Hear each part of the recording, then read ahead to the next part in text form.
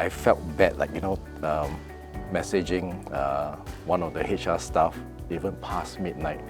And I was quite shocked that, for a person doing the back-end support of the company is willing to reply me past midnight. There's a saying that to be successful, first you have to mix around with people that is successful. And this afternoon I have the advantage to meet up with 3 very successful real estate leaders and salesperson. These guys are millionaire producers and they have proven that real estate is the career for them. We have this afternoon Vincent. Thank you. Wang. Thank you. And Brian Ying. Thank you. All right, gentlemen, I would like to ask you very important questions that most people out there would like to find out from you guys, how you achieve success in this very challenging industry. Okay, maybe I start with you first, Vincent. Tell us more about your background.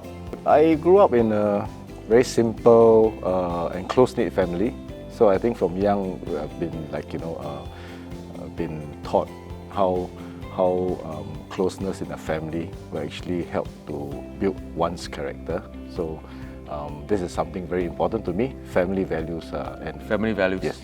Okay, Mark, tell us more about your background. For me, I came from a middle-income family. So after which the traditional route is to study uni and turn engineer.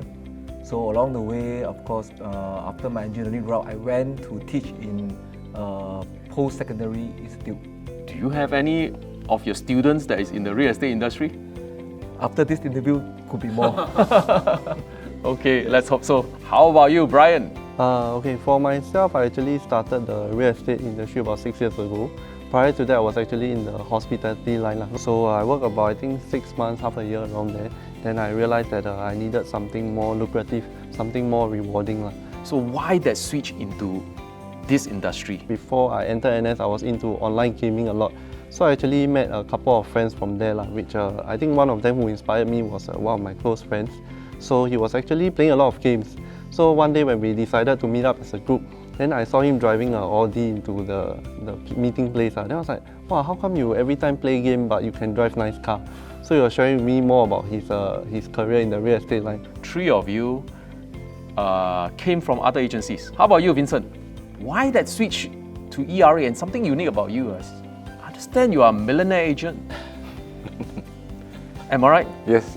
Okay, then why that switch to ERA?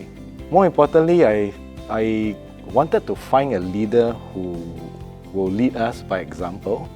What I could see was in Alex Lim, who is now our direct manager upline.